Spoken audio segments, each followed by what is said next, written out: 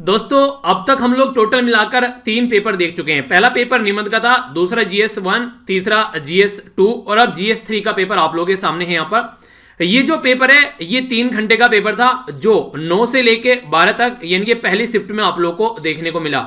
इसके बाद में GS4 का होगा जो कि 2 से लेके 5 तक आप लोगों का सेकंड शिफ्ट में होगा। तो आज शाम तक आप लोगों के चारों पेपर जो जनरल स्टडी के हैं वो कंप्लीट हो जाएंगे। टोटल नंबर इसमें रहते हैं 250 नंबर यानी कि 250 मार्क्स का ये पेपर होता है। और जैसे कि आप लोगों ने पहले भी देखा था ये पेपर भी बिल्कुल उसी पैटर्न में डिवाइडेड है। क्वेश्चन 1 से लेके क्वेश्चन 10 तक का आप लोगों को 150 शब्द के देखने को मिलेंगे। हर एक क्वेश्चन 10 नंबर का है जिसमें आप लोगों को 150 शब्द लिखने हैं। क्वेश्चन 11 से लेके क्वेश्चन 20 तक का जो 10 क्वेश्चन होंगे वो आप लोगों को 250 शब्द के लिखने और ये टोटल मिलाकर 15 नंबर का आप लोगों को पर क्वेश्चन देखने को मिलेगा। तो यानी कि सारे जो 3 पेपर अब तक हो चुके हैं उनमें आप लोगों को यही कंप्लीट एक जैसा डिवीजन आप लोगों को देखने को मिला। क्या क्या सिलेबस होता है इस पेपर का, तो ये जनरल स्टडी का पेपर 3 है जो यूपीएससी के द्वारा कंडक्ट कराया गया। इसमें technology, economic development, biodiversity, environment, security and disaster management आप लोगों को देखने को मिलता है। इस पेपर की पीडीएफ भी मैंने आप लोगों को ऑलरेडी टेलीग्राम पर प्रोवाइड करा दी है। तो लास्ट की भी जो सारी वीडियोस हैं उनके लिंक जो है आप लोगों को टेलीग्राम पर मिल जाएंगे, वहां से जाकर आप लोग डाउनलोड कर सकते हैं। और इसी के साथ में जो 3 वीडियो ऑलरेडी मैं बना चुका हूं वो सारी वीडियो के लिंक भी आप लोगों को इस वीडियो के नीचे मिल जाएंगे। अगर वो आप लोगों ने अब तक नहीं देखी है तो आप लोग उनको जरूर देखिएगा, ताकि आने वाले टाइम में अगर आप लोग यूपीएससी की तैयारी कर रहे हैं नेक्स्ट ईयर के लिए तो आप लोगों को एक फायदा देखने को मिले कि किस तरीके का पेपर आता है। तो एक पेपर का ओवरव्यू मैं आप लोगों को दिखाने वाला हूं यहां पर कि कैसे कैसे क्वेश्चन जो है वो एग्जाम में अब की बार पूछे गए हैं। सबसे पहला क्वेश्चन देखेंगे, पर लेकिन आप लोगों को हमेशा एक बात याद रखनी है, क्वेश्चन पढ़ने को भी आप लोगों को टाइम देना है, क्योंकि जितने आराम से आप लोग क्वेश्चन पढ़ेंगे उतने ही अच्छे से आप लोग चीजों को समझ पाएंगे। अगर क्वेश्चन ही आप लोगों की समझ में नहीं आ रहा है तो फिर उल्टी सीधी चीजें पढ़ेंगे। और क्वेश्चन में जो की पॉइंट होते हैं वो आप लोगों को जरूर समझने हैं। तो यहां पर जो क्वेश्चन है, यहां पर जो बात की जा रही है कि आप लोगों को एक्सप्लेन करना है। एक्सप्लेन क्या करना है तो इसके बारे में देख लेते हैं। तो आप लोगों को यहां पर एक्सप्लेन करना है। 2 शब्द लिखे हुए हैं, एक तो बोला गया यहां पर ये इंट्रा और दूसरा बोला गया इंटर। ठीक है, तो इंट्रा और इंटर में आप लोगों को क्या डिफरेंस है ये आप लोगों को पता होना चाहिए। यहां पर बोला गया इंट्रा जनरेशनल और दूसरा बोला गया इंटर जनरेशनल। ठीक है, तो ये जो इशू है वो दूसरा बोला गया ऑफ द इक्विटी। तो इक्विटी नॉर्मली आप लोगों ने इकोनॉमी के अंदर पढ़ी होगी।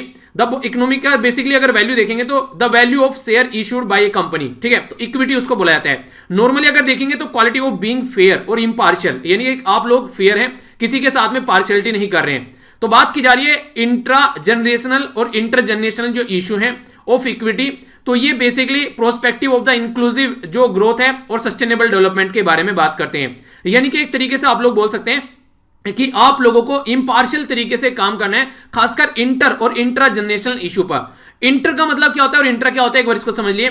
इंट्रा का मतलब होता है कि जैसे कि आप लोग विद इन द सिस्टम, यानी कि आप लोग के घर के बारे में बात की जा रही है ओनली। ठीक है, पर लेकिन जब इंटर आ गया तो इसका मतलब पड़ोसी के साथ भी बात चल रही है। यानी कि जैसे आप लोगों ने देखा होगा कि अपने कॉलेज के अंदर ही जो कुछ गेम हो रहे हैं, ठीक है, तो इंट्रा एक तरीके से शब्द उसके पहले आप लोग यूज करेंगे। पर लेकिन अगर इंटर हो गया तो मतलब कई सारे कॉलेजेस के बीच में ये गेम चलने वाले हैं। इंटर स्टेट, इंट्रा स्टेट, ठीक है, तो कंट्री के अंदर या फिर दूसरी कंट्री के साथ में भी। तो इंट्रा का मतलब होता है विद इन द सिस्टम और इंटर का मतलब होता है कि बाहर के सबके साथ में मिलकर काम करना।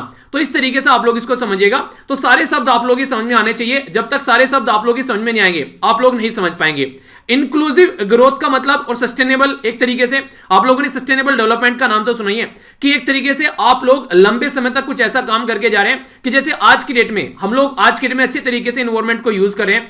अगर बात करें हमारे पूर्वज अगर बर्बाद करके चले गए होते तो हम लोग उसको नहीं यूज कर पाते। तो सस्टेनेबल डेवलपमेंट का मतलब है कि हम लोगों ने भी यूज कर लिया और आने वाले जनरेशन के लिए भी छोड़कर जा रहे हैं। और इंक्लूसिव का मतलब जो है कि सब सेक्शन को हम लोग साथ में लेकर चल रहे हैं। तो इस तरीके से अगर सारे कीवर्ड आप लोग समझ पाएंगे तभी आप लोग क्वेश्चन का आंसर दे पाएंगे। तो सबसे पहले सबसे इंपॉर्टेंट है कि आप लोग क्वेश्चन को अंडरस्टैंड करें, उसके बाद में आप लोग लिखना स्टार्ट करें। तो कुछ टाइम जरूर दीजिए, कम से कम 30 से 40 सेकंड कम से कम क्वेश्चन को अंडरस्टैंड करने के लिए। ऐसे नहीं कि बस पेन उठाए और लिखने बैठ गए, जरा सी देर में आप लोग रुक जाएंगे और आप लोगों को समझ में नहीं आएगा कि आगे क्या शब्द लिखने हैं।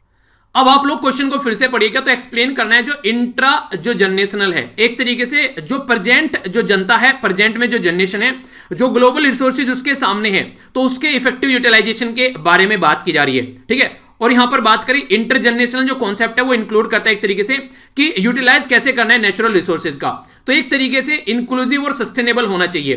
तो थोड़ा सा इसको जो इसका वर्डिंग जो लिखी गई है वो थोड़ी सी टफ हो सकती है, पर लेकिन क्वेश्चन को जब आप लोग समझ जाएंगे तो फिर आप लोग अच्छे से इसका आंसर कर सकते हैं। तो ये जो क्वेश्चन था ये 150 शब्द का क्वेश्चन था और 10 मार्क्स का नंबर था, 10 मार्क्स थे इसके लिए क्वेश्चन के लिए।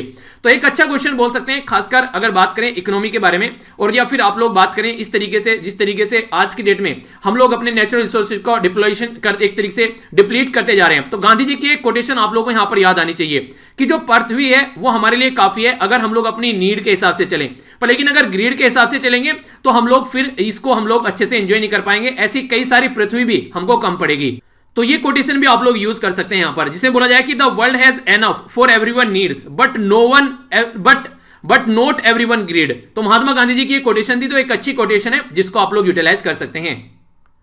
नेक्स्ट क्वेश्चन भी आप लोगों के सामने यहां पर आप लोग को अंडरस्टैंड करना पड़ेगा। एक टर्म यूज किया गया कि डिफाइन पोटेंशियल जो जीडीपी है, तो ये जो टर्म यूज किया गया पोटेंशियल जीडीपी, तो इसके बारे में बात की जा रही है और एक्सप्लेन करना है जो इसके जो डिटर्मिनेंट्स हैं, यानी कि जो इसको हेल्प करेंगे अचीव करने के लिए, तो वो आप लोगों को एक्सप्लेन करने हैं। तो what are the factor that have been inhabiting India from realising its potential GDP. तो ये आप लोगों को अगर पता होगा पोटेंशियल जीडीपी का मतलब क्या है, तभी आप लोग इसको अंडरस्टैंड कर पाएंगे।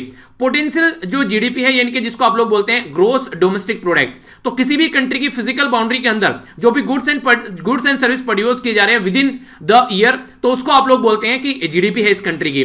तो ये जो ओईसीडी है उसके द्वारा यहां पर बेसिकली अपना जो इकोनॉमिक आउटलुक था उसमें यहां पर ये टर्म यूज किया गया था। तो वहां से ये क्वेश्चन अपनी कंट्री के पॉइंट ऑफ व्यू से यहां पर एक्सप्लेन करने की कोशिश की जा रही है।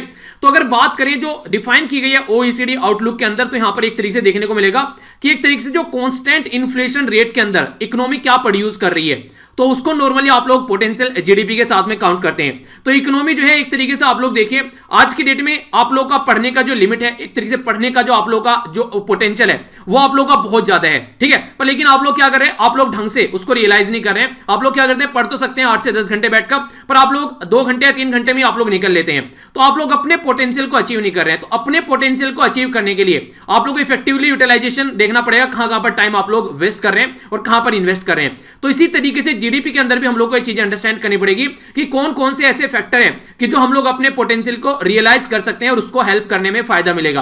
तो जेंडर का सबसे पहले आप लोग बोल सकते हैं, मैक्सिमम आप लोग बोलिए तो लगभग आप लोग देखिए हमारी कंट्री की जो मैक्सिमम जो वुमेन कैपेसिटी है उसको हम लोग इंक्लूड करके ही नहीं चलते हैं। एजुकेशन सिस्टम को अगर प्रॉपर वे में हम लोग एक तरीके से इंडस्ट्री के साथ में ऐड कर चलें तो बहुत अच्छा यूटिलाइजेशन आप लोगों को देखने को मिलेगा, अपनी कंट्री के जो रिसोर्सेज को हम लोग यहां पर कर पाएंगे। तो ऐसे ऐसे बहुत सारे फैक्टर हैं हमारी कंट्री में, जो भी जिस तरीके से जो रेड टेपिज्म आप लोगों को देखने को मिलता है उसमें काफी कमी होनी चाहिए। ईज ऑफ डूइंग बिजनेस में जिस तरीके से हम लोगों ने बहुत ज्यादा अच्छा किया है, तो इस तरीके से आप लोग देखिए जीएसटी हम लोगों ने इंप्लीमेंट किया है। तो ये सारी चीजें प्रॉपर वे में इंप्लीमेंटेशन होना चाहिए। इंटरमीडिएटरी को कम करने की कोशिश करो, अपना एग्रीकल्चर जो एरिया है उसको भी आप लोग अगर ढंग से यूटिलाइज कर सको तो बहुत सारी ऐसी चीजें हैं जो इसमें आप लोग आंसर के तौर पर इसमें एक्सप्लेन कर सकते हैं। तो पोटेंशियल ग्रोस डोमेस्टिक जो प्रोड्यूस है यहां पर ये, तो ओईसीडी का जो इकोनॉमिक आउटलुक या पब्लिक क्वेश्चन इसके द्वारा किया था उसमें इसके बारे में यहां पर एक्सप्लेन किया था। तो आप लोग एक तरीके से बोल सकते हैं कि जब रियल जो जीडीपी से हम लोग एक्सीड कर जाते हैं पोटेंशियल जीडीपी, आप इफ रियल जीडीपी से एक्सीड कर जाते हैं तो पोटेंशियल जीडीपी, यानी कि जो पॉजिटिव गैप यहां पर आप लोगों को देखने को मिलेगा, तो कंट्री के लिए अच्छा है। जितना आप लोग अपने पोटेंशियल को अचीव करोगे उतना ही ज्यादा अच्छा है। तो इसी टर्म में यहां पर इकोनॉमी के फील्ड में आप लोग को लिखना है, ठीक है। तो एक अच्छा क्वेश्चन आप लोग बोल सकते हैं। तो 150 शब्द में और 10 नंबर का ये क्वेश्चन था, ठीक है। तो ये था यहां पर इसके बारे में क्वेश्चन। नेक्स्ट आगे बढ़ते हैं एग्रीकल्चर के बारे में। एग्रीकल्चर के बारे में बोला कि what are the main constraints, यानी कि एक तरीके से क्या बाधाएं हैं in transport and marketing of agriculture produce in India. अगर आज की डेट में भी आप लोग गांव में जाएंगे, अगर आप लोग या गांव से बिलोंग करते हैं, तो आप लोगों को देखने को मिलेगा बहुत सारे रास्ते ऐसे हैं जो आज की डेट में भी कच्चे हैं, ठीक है। तो वहां पर प्रॉपर ट्रांसपोर्ट की फैसिलिटी अगर देखेंगे तो प्रॉपर नहीं देखने को मिलेगी। बाकी अगर खेतों में आप लोगों ने सामान जो भी आप लोगों का है, आज के डेट में खेतों में मान लीजिए गेहूं आ गए तो आप लोगों को मार्केट तक पहुंचाने हैं, उसकी फैसिलिटी नहीं है। अगर कोई खेतों में टमाटर, एप्पल या फिर ऐसे पेरिसेबल गुड आइटम अगर देखने को मिलेंगे, उनको मार्केट तक पहुंचाने की फैसिलिटी नहीं है। तो आज की डेट में भी एक जो कोल्ड स्टोरेज जो इंफ्रास्ट्रक्चर है वो हम लोग ढंग से डेवलप नहीं कर पाए। तो हमारी कंट्री में एक प्रॉपर वे में बहुत सारे ऐसे प्रोडक्ट है जिन पे आज भी एमएसपी आप लोग प्रोवाइड नहीं करा पाते, तो किसानों को उतना फायदा नहीं मिलता, इसे लोकल में ही कहीं वो बेचकर निकल लेते हैं। तो बहुत सारी ऐसी चीजें इश्यूज हैं किसान को लेकर जो आज के डेट में बहुत सारी बाधाएं आप लोगों को देखने को मिलेगी और उनके ऊपर हम लोग ढंग से बात भी नहीं करते हैं। तो ये सारी चीजें आप लोग यहां पर बोल सकते हैं। बहुत सारे ऐसे मेन कंस्ट्रेंट है और बहुत सारे आर्टिकल आप लोगों को याद होगा न्यूज़पेपर में हम लोगों ने खबर भी किए थे। देखिए न्यूज़पेपर न्यूज़पेपर अगर आप कोई भी आप लोगों को अच्छा लगता है ना, एक न्यूज़पेपर आप लोगों ने पकड़ लिया तो आप लोगों को फिर टेंशन लेने की जरूरत नहीं है। न्यूज़पेपर पकड़कर बैठ जाइए और उसको रेगुलर फॉलो कीजिए। बहुत सारी चीजें आप लोग देखते हैं कि रिपीट होती रहती हैं चीजें। आज भी मैंने आप लोगों को जो आर्टिकल पढ़ाया था रिजर्वेशन के बारे में, आप लोगों ने देखा होगा कितना इंपॉर्टेंट आर्टिकल है वो। तो इस तरीके से आप लोग देखिए तो इंपॉर्टेंट आर्टिकल आप लोग सारे जो होते हैं उनसे बहुत सारी चीजें आप लोगों को देखने को मिलेगी, जो एसए में फायदा पहुंचाएगी, आप लोगों को इंटरव्यू में फायदा पहुंचाएगी, आंसर राइटिंग में फायदा पहुंचाएगी। तो हर जगह आप लोग उसका फायदा उठा सकते हैं। तो इसलिए कहते हैं कि प्रॉपर बैठकर शानदार तरीके से अगर स्टडी करना स्टार्ट कर दिया तो फिर चीजों को आप लोग सही डायरेक्शन में लेकर चल पाएंगे। ठीक है, नेक्स्ट क्वेश्चन भी इसी पार्ट से रिलेटेड है। बोला जा रहा है कि what are the challenges and opportunity of food processing sector. Food processing का मतलब क्या होता है? फूड प्रोसेसिंग का मतलब होता है, मान लीजिए जैसे मैं आप लोगों को हमेशा डिस्कशन के अंदर भी उदाहरण देता हूं, खेतों में से टमाटर लेकर निकल आए आप, रॉ मटेरियल हो गया, मैन्युफैक्चरिंग एक्टिविटी में लेकर गए उसको, आप लोगों ने टमाटर का टमाटो सॉस कर दिया, ठीक है, फिर आप लोगों ने मार्केट में ले जाके बेचा तो वो सर्विस हो गई। तो प्राइमरी, सेकेंडरी और जो टर्सरी सेक्टर है, अगर वो प्रॉपर वे में एक दूसरे के साथ में इंटरलिंक है तो सारी चीजों का आप लोग सोल्यूशन निकाल पाएंगे। हमारी कंट्री में बहुत सारी ऐसी प्रॉब्लम आप लोगों को देखने को मिलेगी। तो क्या क्या प्रॉब्लम है, क्या क्या चैलेंज है और क्या क्या यहां पर आप लोगों के सामने प्रॉब्लम नहीं बेसिकली चैलेंज है जिनको हम लोग ओवरकम कर रहे हैं, और क्या क्या अपॉर्चुनिटी है। तो जो भी चैलेंज है और फिर चैलेंज जैसे सोल्व होंगे तो अपॉर्चुनिटी बन जाएगा। इसका मतलब हमारी कंट्री में किसानों की इनकम बढ़ेगी, लोगों को जॉब मिलेगी, अच्छे लेवल पर हम लोग दूसरी कंट्री के ऊपर डिपेंडेंसी हमारी कम हो जाएगी, अपनी ही कंट्री के ऊपर डिपेंडेंसी हमारी रहेगी। तो ये सारी चीजें, और बात की जा रही है कि how can income of the farmer, यानी कि आप लोग फार्मर की इनकम जो है वो सस्टेनेबली, जो एक सस्टेनेबल तरीके से इंक्रीज कर सकते हैं, encouraging the food processing. Normal सी बात है, जब फूड प्रोसेसिंग अगर आप लोग स्टार्ट कर देंगे तो किसानों को अच्छे दाम मिलने स्टार्ट हो जाएंगे, उनकी जो मार्केट में जो रिक्वायरमेंट है उसके बेस पर आप लोगों को देखने को मिलेगा, उनके दाम देखेंगे। जैसे पिछले दिनों कुछ केस आप लोगों ने देखा था, हम लोगों ने डिस्कस किया था, जो चिप बनाने वाली कंपनी नहीं है, जो पोटैटो चिप बनाती है, चिप्स जिसको बोलते हैं बेसिकली, पोटैटो चिप्स हो गया, चिप नहीं चिप्स चिप कंप्यूटर की चिप थोड़ी ना है, तो चिप्स हो गए बेसिकली।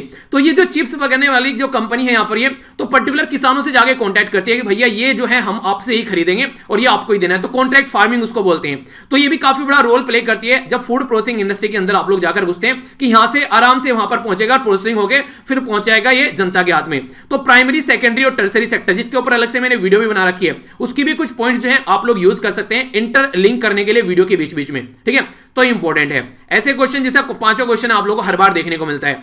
तो यहां पर एक ओवरव्यू आप लोगों को मैं बता रहा हूं। नॉर्मली ये चीज आप लोगों को रेगुलर आप लोगों ने कहीं ना कहीं इनके बारे में जरूर पढ़ा होगा, तो उसी का एक जो जिस्ट आप लोगों को यहां पर लिखना होता है, जो बिल्कुल point two the point question के साथ में कनेक्ट करे, इधर उधर आप लोगों को नहीं भागना है। ठीक है, बात की जा रही है what do you understand by nano technology and how is it helping in health sector. तो आप लोगों ने ऐसा प्रीलिम्स के अंदर भी क्वेश्चन देखा होगा, जब यहां पर बात की जा रही थी नैनो टेक्नोलॉजी, जो कैंसर से रिलेटेड जो बीमारी है, क्या उसको ट्रीट करने में हेल्प करता है।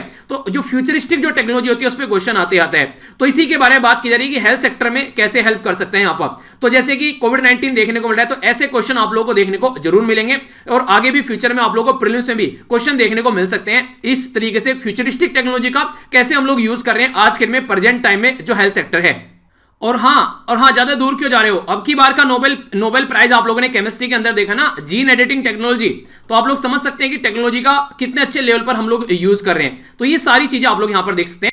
और यहां पर स्पेसिफिकली जो बात की जा रही है नैनो टेक्नोलॉजी के बारे में, तो जैसे कि आप लोग जानते हैं कई सारी चीजें हम लोगों ने डिस्कस भी की है। यहां पर अगर बात करें प्रॉपर मेडिसिन को कहां तक पहुंचाना है, ड्रग डिलीवरी सिस्टम को, इसी के साथ में जो इंप्लांट्स के बारे में बात की जा रही है, रीजनरेटिव मेडिसिन के बारे में बात की जा रही है, डायग्नोसिस को मॉनिटर और एक तरीके से मेडिसिन को सही जगह पर पहुंचाने की जब बात करते हैं, तो ये सारी चीजें आप लोग किससे कर सकते हैं, नैनो टेक्नोलॉजी से आसानी से कर सकते हैं। तो एक अच्छा क्वेश्चन आप लोग यहां पर इसको बोल सकते हैं, जो कि टेक्नोलॉजी के बेस पर क्वेश्चन आप लोगों से पूछा गया है। यहां पर ये काफी प्यारा क्वेश्चन है और आप लोगों को देखने को मिल रहा है हमारी कंट्री में जो किसान प्रोटेस्ट कर रहे हैं। तो एक तरीके से एग्रीकल्चर पर काफी सारे क्वेश्चन आप लोग यहां पर देखने को मिल रहे हैं। तो किसान के प्रोटेस्ट के बारे में नहीं, इनडायरेक्ट वे में क्वेश्चन आप लोग के सामने निकल कर आ रहे हैं। तो बात की जा रही है कि हमारी कंट्री में अगर बात करते हैं जो साइंस है, तो वो किस तरीके से डीपली कनेक्टेड है हमारी लाइफ के साथ में। और दूसरा बोला गया कि आज के डेट में अगर बात करें जो साइंस है वो किस तरीके से एग्रीकल्चर में जो साइंस बेस्ड टेक्नोलॉजी हम लोग यूज कर रहे हैं और किस तरीके से चेंज हो रहा है इसके अंदर, यानी कि एक तरीके से जो विज्ञान आधारित जो प्रौद्योगिकी द्वारा कृषि में उत्पन्न हुए महत्वपूर्ण परिवर्तन के बारे में आप लोग को बताना है।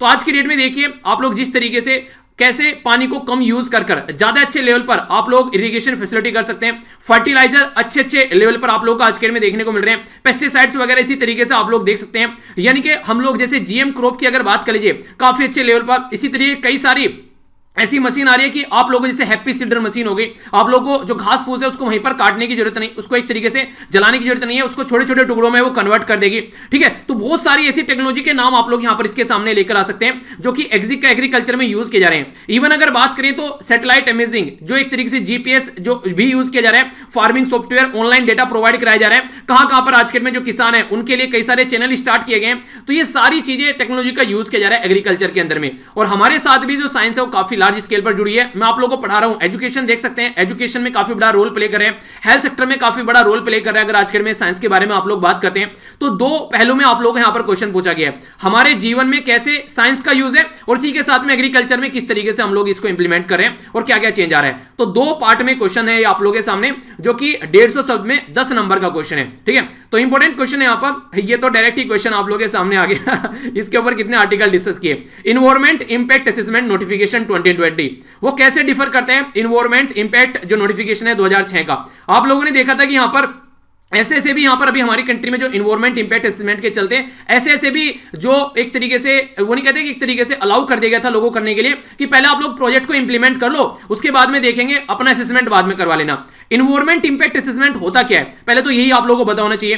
तो अगर किसी पर्टिकुलर एरिया में कोई फैक्ट्री लगा रहे हैं, कोई प्रोजेक्ट लगा रहे हैं, कोई बांध बना रहे हैं, कोई भी ऐसा काम कर रहे हैं, उससे उस पर्टिकुलर एरिया में क्या इंपैक्ट पड़ रहा है, फॉरेस्ट के ऊपर क्या इंपैक्ट पड़ रहा है, वहां की फ्लोरा एंड फ्यूना के ऊपर क्या इंपैक्ट पड़ रहा है, लोगों के ऊपर क्या इंपैक्ट पड़ रहा है, वाटर रिसोर्सेज के ऊपर, तो ये सारा एक तरीके से असेसमेंट इसका किया जाता है और उसके बेस पर फिर वहां पर उसको अलाउ किया जाता है। तो उसके बारे में ये क्वेश्चन है। तो बहुत ह्यूज यहां पर इसका प्रोटेस्ट हुआ था, बहुत ह्यूज इसके बारे में बातें की गई थी कि गवर्नमेंट जो है वो यहां पर एक तरीके से जनता के बारे में नहीं सोच रही, इन्वायरमेंट के बारे में नहीं सोच रही। इन्वायरमेंट में आप लोग देखिए हम लोग बिल्कुल नीचे आते हैं अगर इन्वायरमेंट के इंडेक्स के बारे में आप लोग बात करिए, और फिर भी हमारी कंट्री में ऐसे इन्वायरमेंट इंपैक्ट असेसमेंट को इतना डाइल्यूट किया जा रहा है, तो उसके चलते काफी सारी चीजें न्यूज में थी। तो ये भी एक इंपॉर्टेंट क्वेश्चन था जो कि आना बनता है, इनके लाजमी क्वेश्चन आप लोग इसको बोल सकते हैं। ठीक है, तो अच्छा क्वेश्चन हो गया यहां पर। नेक्स्ट ये भी काफी इंटरेस्टिंग है यार, कितनी बार आप लोगों से डिस्कस किया जल शक्ति अभियान के बारे में। तो जल शक्ति अभियान हम लोगों ने कितनी बार देखा, तो उसी के बारे में बात की जा रही है। याद आ रही है पिक्चर कितनी बार दिखाई कि जल शक्ति अभियान के बारे में हमारी कंट्री में कैसे वाटर कंजर्वेशन के बारे में बात की जा रही है, किस तरीके से जो हमारी जो बॉडी है वाटर की उनको फिर से रिचार्ज करना है, वाटर हार्वेस्टिंग कैसे हम लोग करनी है, कैसे फॉरेस्ट वगैरह हम लोग को लगाने हैं। तो ये सारी चीजें हमारी कंट्री में इंप्लीमेंट करने की बात की जा रही थी। और खासकर जो कंपेन था यहाँ पर, ये गांव वाले और शहर वाले दोनों एरिया को कवर करके यहाँ पर ये सामने निकल कर आया था। तो इसके बारे में डायरेक्ट क्वेश्चन आ गया आप लोगों के सामने। तो जल शक्ति अभियान के बारे में बोला गया कि जो सैलिएंट फीचर है क्या क्या है जल शक्ति अभियान के, वो आप लोग को बताना है गवर्नमेंट ऑफ इंडिया के द्वारा वाटर कंजर्वेशन और वाटर सिक्योरिटी के लिए जो लॉन्च किया गया है। तो पूरा एक ऐसा क्वेश्चन आप लोग बोल सकते हैं जो कि एक्सपेक्टेड क्वेश्चन है, जिस तरीके से इतने लार्ज स्केल पर पानी की प्रॉब्लम हमारी कंट्री में देखने को मिलती है, तो उसके लिए ऐसा क्वेश्चन बनता है। और डायरेक्ट आप लोगों से बहुत बार कई सारे आर्टिकल भी डिस्कस किए गए। तो इस तरीके से अगर करंट अफेयर आप लोग लेकर चल रहे हैं ना और उसका बेस आप लोग पढ़ ले रहे हैं, तो मुझे नहीं लगता है कि और कहीं ज्यादा आप लोग को जाकर घुसना चाहिए, आसानी से आप लोग अपनी जो नैया पार कर ले जाओगे।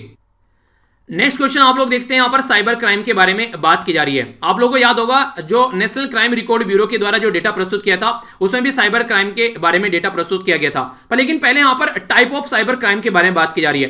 तो जिस तरीके से फेक ईमेल आप लोगों ने कई बार देखे होंगे, अगर उन पर क्लिक करते हैं तो बहुत सारे यूट्यूब चैनल भी टर्मिनेट किए गए थे, उनको हैक कर लिया गया था, वो चीजें मिसयूज किया जाता है कई बार आप लोगों की पर्सनल इंफॉर्मेशन का, आप लोगों के कंप्यूटर को हैक कर लिया जाता है और आप लोगों से फिरौती की रकम मांगी जाती है। इसी के सारे में हेट स्पीच और टेररिज्म फैलाया जाता है, जो चाइल्ड पोर्नोग्राफी से रिलेटेड भी आप लोगों ने बातें की थी। तो ये सारे पॉइंट आप लोग यहां पर देख सकते हैं। और नेशनल क्राइम रिकॉर्ड ब्यूरो के द्वारा बताया गया था कि साइबर क्राइम जो है वो 2019 का डेटा अगर आप लोग उठा के देखेंगे लगभग 63 से 64% के करीब यहां पर इनके अंदर इंक्रीमेंट हुआ है अगर 2018 के साथ में कंपेयर करेंगे। 2018 में 27-28 हजार के करीब क्राइम जो केस रिकॉर्ड किए गए थे और 2019 में ये लगभग 44-45 हजार के करीब केस हो गए थे। तो ये आप लोग देख सकते हैं। तो इनको रोकने के लिए, इनके साथ फाइट करने के लिए क्या करना चाहिए? सबसे पहले तो लोगों के अंदर अवेयरनेस लेकर आनी पड़ेगी हम लोगों को कि आज की डेट में हम लोग डिजिटल इंडिया का तो बात कर रहे हैं, पर लेकिन डिजिटल इंडिया के साथ में अवेयर डिजिटल इंडिया वर्ड हम लोग को यूज करना चाहिए, क्योंकि अवेयरनेस जो है वो काफी इंपॉर्टेंट है। किसी भी तरीके फोन आप लोगों के पास में आते हैं, लॉटरी लगी हुई है, भैया अपना अकाउंट नंबर दे दो और 4,000 रुपए पहले दे दो क्योंकि ये फीस है इसकी, बाकी के बाद में आप लोगों के अकाउंट में 50 लाख रुपए आ जाएंगे।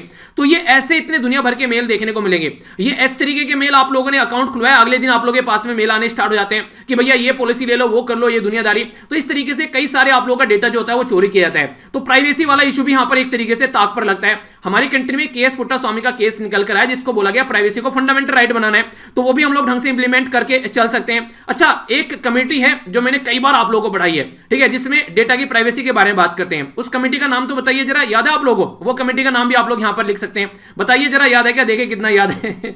आगे भी ये चीजें आती रहेंगी, ऐसा नहीं कि अब की बार खत्म हो जाएंगी, तो ये चीजें आप लोगों को पता होनी चाहिए, ठीक है। तो कोई भी कंफ्यूजन यहां पर नहीं होना चाहिए, प्रॉपर डिटेल में आप लोगों को ये सारी चीजें बताई गई थी, तो एक अच्छा आंसर आप लोग लिख सकते हैं।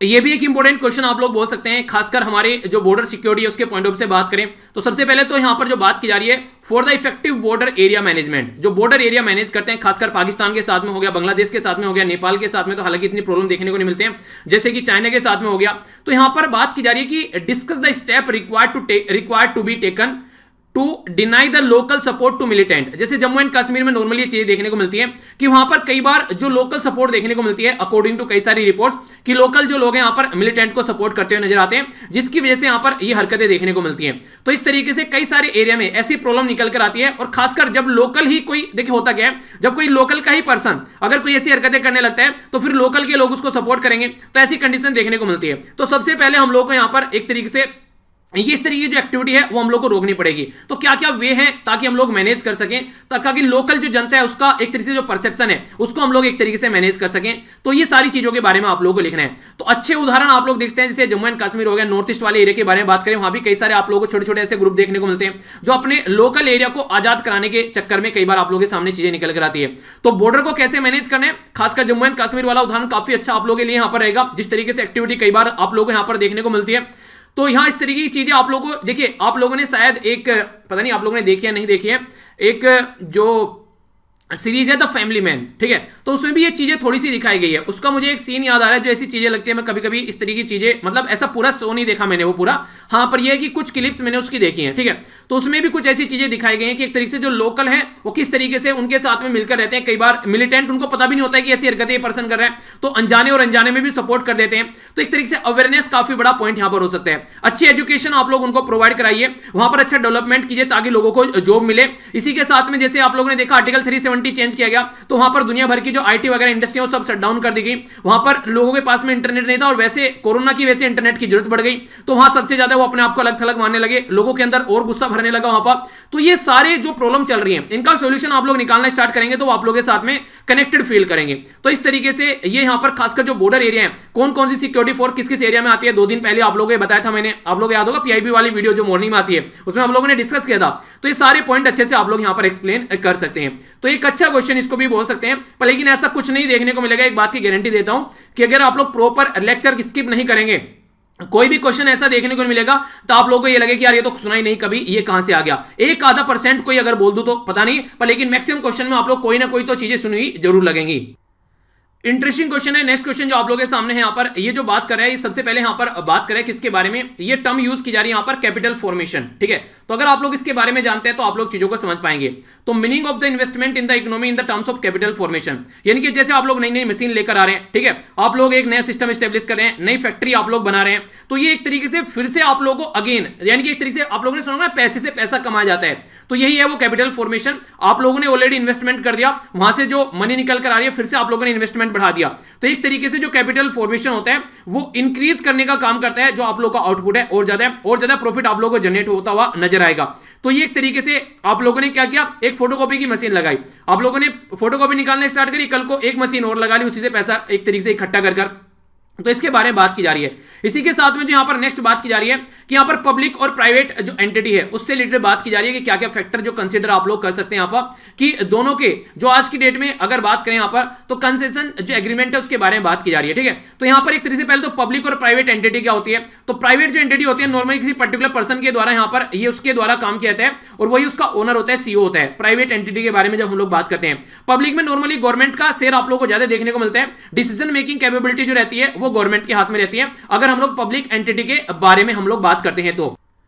और जो इंपोर्टेंट यहां पर आप लोगों को लिखना है वो लिखना है कि क्या क्या जो एग्रीमेंट होते हैं, जैसे आप लोगों ने सुना ना पब्लिक प्राइवेट पार्टनरशिप, मान लीजिए कोई डैम बनाना है, कोई रेलवे का प्रोजेक्ट लेके आना है वहां पर, उसको इंप्लीमेंट करना है, तो गवर्नमेंट किस तरीके से यहां पर क्या चीजें प्रोवाइड कराने वाली है, पब्लिक क्या क्या प्रोवाइड कराने वाली है, तो दोनों मिलकर पब्लिक प्राइवेट पार्टनरशिप में क्या करने वाले हैं, तो उसके बारे में बेसिकली आप लोगों से पूछा गया है। अलग से टॉपिक है आप लोगों का इकोनॉमी के अंदर, ये कई बार आप लोगों ने कई सारे आर्टिकल के अंदर भी इसका जिक्र देखा होगा, गवर्नमेंट ने डिसाइड किया था, पहले पंचवर्षीय योजना हुआ करती थी, ठीक है, कोई डैम बनाना स्टार्ट कर दिया, बनाने कोई गवर्नमेंट ने स्टार्ट किया, बना कोई और गवर्नमेंट रही है, तो इस तरीके से लंबे लंबे प्रोजेक्ट चलते थे, तो उसमें पब्लिक और प्राइवेट कहां कहां पर अपना रोल प्ले कर सकती है उसके बारे में भी आप लोगों ने देखा होगा, ठीक है।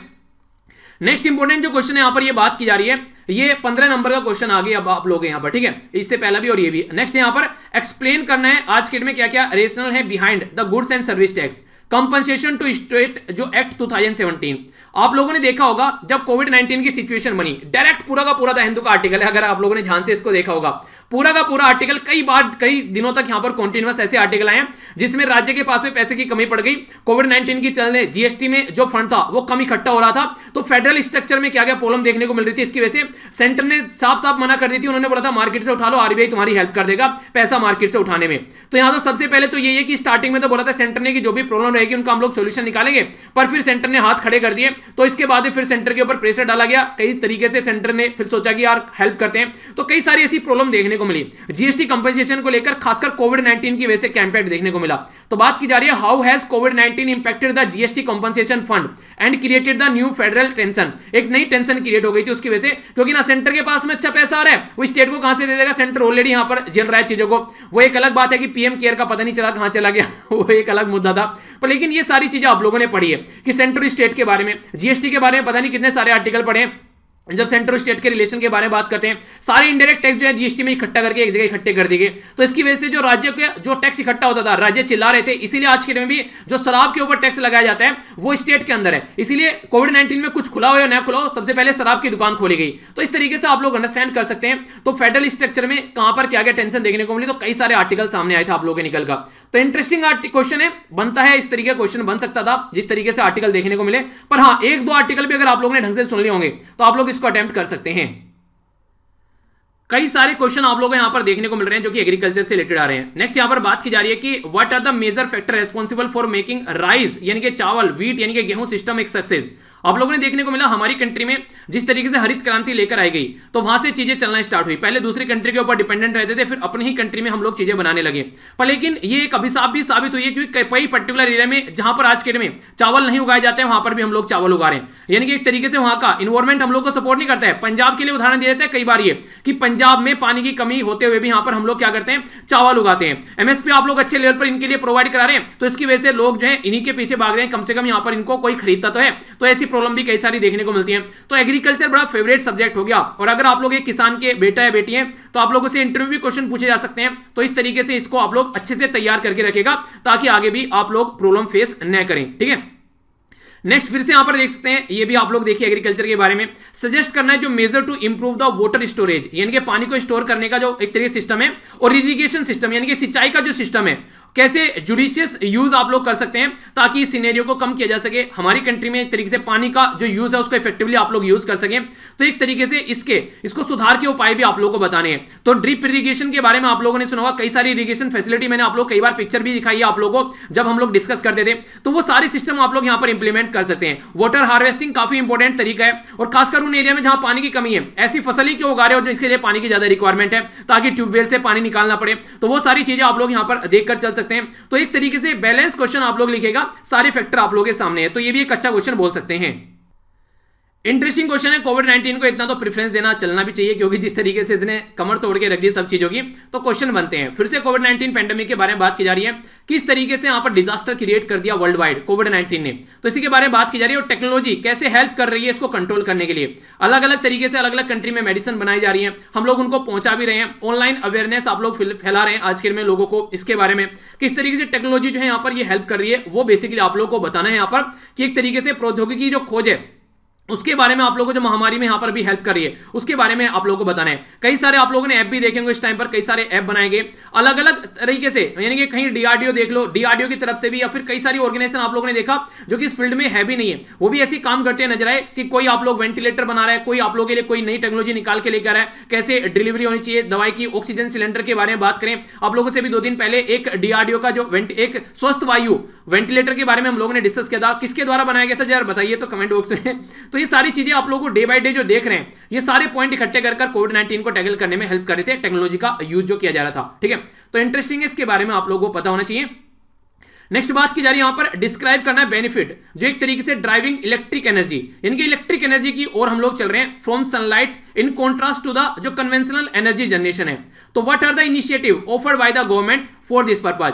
तो एक तरीके से आप लोग बोल सकते हैं कि जिस तरीके से आज की डेट में अगर हम लोग बात करें, जो एक तरीके से इलेक्ट्रिक एनर्जी अगर हम लोग यूज कर रहे हैं तो ज्यादा बेनिफिशियल है, तो किस तरीके से आप लोग उसको डिस्क्राइब करेंगे। अगर ये जो एनर्जी हम लोग ले रहे हैं, अगर हम लोग उसको कन्वेंशनल एनर्जी जनरेशन से न लेकर अगर हम लोग उसको सनलाइट से लें, यानी कि अपनी बैटरी जो है अगर आप लोग रिचार्ज कर लें सोलर लाइट से, तो कैसा रहेगा।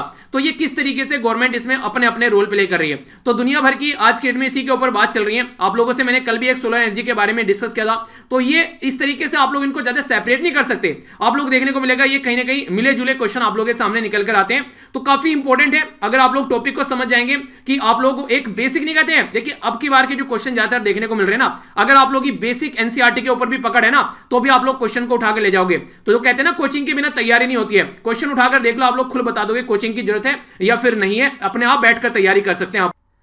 बाय गॉड यार, पूरा एक लेक्चर में पूरा एक्सप्लेन किया था नेशनल क्लीन एयर प्रोग्राम। ठीक है, पूरा डिटेल में आप लोगों को समझाया था क्या क्या ये प्रोग्राम है, कैसे है। ये पीआईबी वाली वीडियो के अंदर भी मैंने कवर किया हुआ प्रोग्राम है। पूरा क्वेश्चन आ गया कि what are the key feature national clean air programme initiative, जो यहां पर एक तरीके से गवर्नमेंट ऑफ इंडिया के द्वारा लिया गया है। तो अब देखिए, अगर आप लोग नॉर्मली जब जिनको लगता है कि अगर आप लोग क्वेश्चन को अटेम्प्ट नहीं कर सकते हैं और अगर डेली क्वेश्चन राइटिंग प्रैक्टिस भी आप लोग कर रहे हैं, तो कोई जरूरत ही नहीं है यार। देखो आप लोगों के सामने सारी चीजें, ठीक है। तो मैक्सिमम आप लोग देखते हैं यहां पर फिर से डिजास्टर मैनेजमेंट के बारे में बात की जा रही है कि डिजास्टर मैनेजमेंट के बारे में डिस्कस करना है, रिसेंट जो भी मेजर इनिशिएटिव जो भी आप लोगों को देखने को मिले गवर्नमेंट के, ताकि एक तरीके से जो अर्ली रिएक्टिव अप्रोच हम लोग ले सकें। बोला था prevention is better than cure, यानी कि बीमारी होने से पहले ही सॉल्यूशन निकाल लो। तो ये भी आप लोग देखते हैं कितने सारे आर्टिकल हम लोगों ने इसके बारे में भी डिस्कस किए हैं।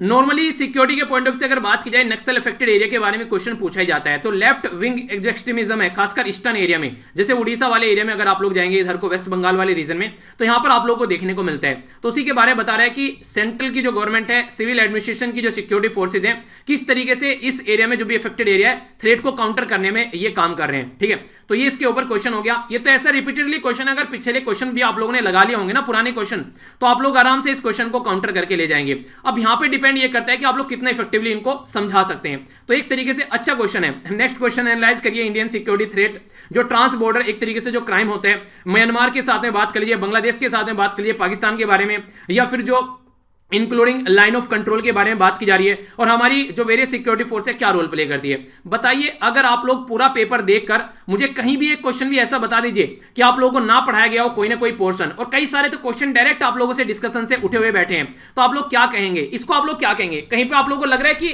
कोचिंग की जरूरत आप लोगों को लग रही है क्या, ये बता दो मुझे एक बार, और कुछ नहीं पूछना मुझे आपसे। तो यार प्रैक्टिस कर लो बस, और कुछ नहीं करना है बैठ के, अगर प्रैक्टिस आप लोग कर रहे हो तो ये था यहाँ पर जो मुझे एनालिसिस एक करना था पेपर का। यहाँ से जाकर पीडीएफ डाउनलोड कर लेना, टेलीग्राम से बहुत सारे मेंबर जुड़े हैं, आप लोगों को फायदा हो जाएगा, और इसको ज्वाइन करने का कोई पैसा नहीं है। ठीक है, फ्री ऑफ कॉस्ट है, सारी चीजें एंजॉय करते रहिए। इसी के साथ में ट्विटर, इंस्टाग्राम, फेसबुक पर मेरे साथ कनेक्ट हो सकते हैं। अगर आप लोगों को लगता है फायदा पहुंचाएंगे तो सारे लिंक वीडियो के नीचे मिल जाएंगे, और पेपर सारे डाउनलोड कर लेना, और पुरानी वीडियो जिसने नहीं देखी है वो भी देख लेना। पॉलिटी पूरी पढ़ा रखी है, वही पढ़ लेना, कुछ ना कुछ तो फायदा हो गई। तो देखो कितना फायदा होता है। मिलता हूं नेक्स्ट लेक्चर में। बड़ों को नमस्ते, छोटों को प्यार, छोटी सी लाइफ एंजॉय करो। तब तक के लिए जय हिंद।